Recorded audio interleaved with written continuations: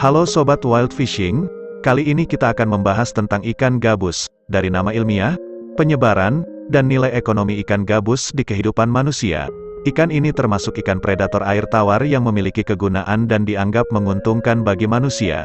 Namun di sisi lain ikan ini juga dianggap sebagai ancaman yang serius. Seperti diberitakan beberapa tahun lalu di mana ikan ini sempat dianggap sebagai ancaman di negara Amerika. Ancaman seperti apa yang dimaksud? Mari simak video ini sampai selesai.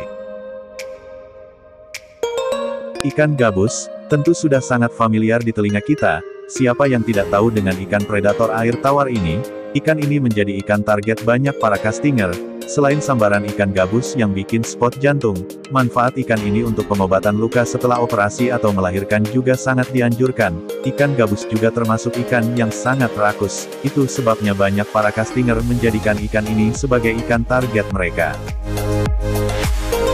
Klasifikasi ikan gabus termasuk ke dalam Kerajaan, Animalia, Filum, Chordata, Kelas, Actinopterygii, Ordo, Perciformes, Famili, Canidae, Genus, Channa, Spesies, Channa striata, nama binomial, Channa striata. Ada banyak sekali jenis ikan gabus yang tersebar di perairan Indonesia ini. Ada yang memang diambil untuk dikonsumsi. Untuk obat penyembuhan luka, ada juga beberapa jenis ikan gabus yang dijadikan sebagai ikan hias, di mana harga jualnya bisa mencapai jutaan rupiah per ekornya. Ikan gabus menyebar luas mulai dari Pakistan di barat, Nepal bagian selatan, kebanyakan wilayah di India, Bangladesh, Sri Lanka, Tiongkok bagian selatan, dan sebagian besar wilayah di Asia Tenggara termasuk Indonesia.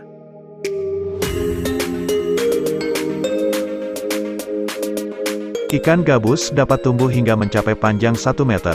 Ciri-ciri ikan gabus pada umumnya berkepala besar agak gepeng mirip kepala ular sehingga dinamai snakehead, dengan sisik-sisik besar di atas kepala, tubuh bulat gilik memanjang, seperti peluru kendali, sirip punggung memanjang dan sirip ekor membulat di ujungnya, sisi atas tubuh dari kepala hingga ke ekor berwarna gelap, hitam kecoklatan atau kehijauan, sisi bawah tubuh putih, mulai dagu ke belakang, sisi samping bercoret-coret tebal yang agak kabur. Warna ini seringkali menyerupai lingkungan sekitarnya, mulut besar, dengan gigi-gigi besar dan tajam. Namun, setiap jenis ikan gabus memiliki ciri dan warna yang berbeda-beda, serta nama ilmiah yang berbeda pula. Ikan gabus biasa didapati di danau, rawa, sungai, dan saluran-saluran air hingga ke sawah-sawah. Ikan ini memangsa aneka ikan kecil-kecil, serangga, dan berbagai hewan air lain termasuk berudu dan kodok. Seringkali ikan gabus terbawa banjir ke parit-parit di sekitar rumah, atau memasuki kolam-kolam pemeliharaan ikan dan menjadi hama yang memangsa ikan-ikan peliharaan di sana. Jika sawah, kolam atau parit mengering, ikan ini akan berupaya pindah ke tempat lain, atau bila terpaksa, akan mengubur diri di dalam lumpur hingga tempat itu kembali berair. Oleh sebab itu ikan ini acap kali ditemui, berjalan, di daratan, khususnya di malam hari di musim kemarau, mencari tempat lain yang masih berair. Fenomena ini adalah karena gabus memiliki kemampuan bernapas langsung dari udara, dengan menggunakan semacam organ labirin, seperti pada ikan lele atau betok namun lebih primitif. Pada musim kawin, ikan jantan dan betina bekerja sama menyiapkan sarang di antara tumbuhan dekat tepi air. Anak-anak ikan berwarna jingga merah bergaris hitam, berenang dalam kelompok yang bergerak bersama-sama kian kemari untuk mencari makanan. Kelompok ikan gabus muda ini dijaga oleh induknya. Di saat seperti ini biasanya indukan ikan gabus akan menjadi sangat agresif dan sensitif terhadap apapun yang menurutnya mengancam anak-anaknya. Gabus dan kerabatnya termasuk hewan dunia lama, yakni dari Asia atau disebut genus Channa dan Afrika disebut genus Parachanna. Seluruhnya kurang lebih terdapat 30 spesies dari kedua genus tersebut. Di Indonesia terdapat beberapa spesies Channa, yang secara alami semuanya menyebar di sebelah barat garis Wallace. Namun kini gabus sudah diintroduksikan ke bagian timur pula. Salah satu kerabat dekat gabus adalah ikan toman atau Channa micropeltes, yang panjang tubuhnya dapat melebihi 1 meter dan beratnya lebih dari 5 kg.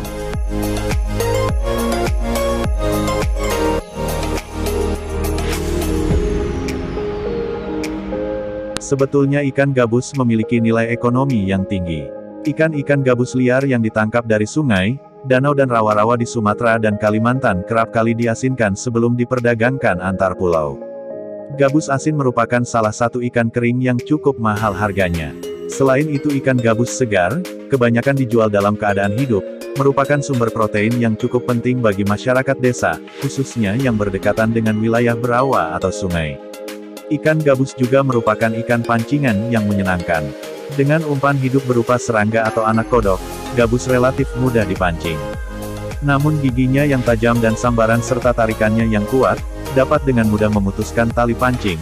Untuk masyarakat desa yang khususnya petani, ikan gabus sangat membantu memusnahkan hama, misalnya, sawah yang banyak dihuni oleh hama keong, sering kali berujung dengan gagal panen, akibat dari ulah keong yang sering memakan padi, terutama di usia muda.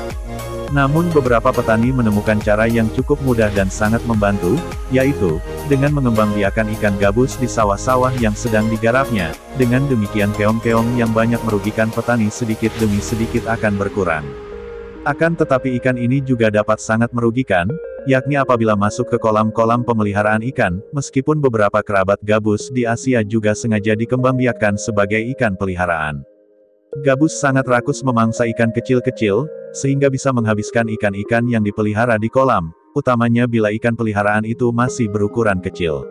Ikan gabus juga menjadi spesies pengganggu nomor 1 di Sulawesi dan Irian Jaya karena mereka telah memusnahkan spesies ikan asli.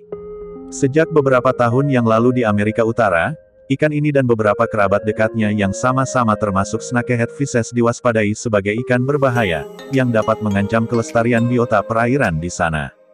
Jenis-jenis snakehead sebetulnya masuk ke Amerika sebagai ikan akuarium.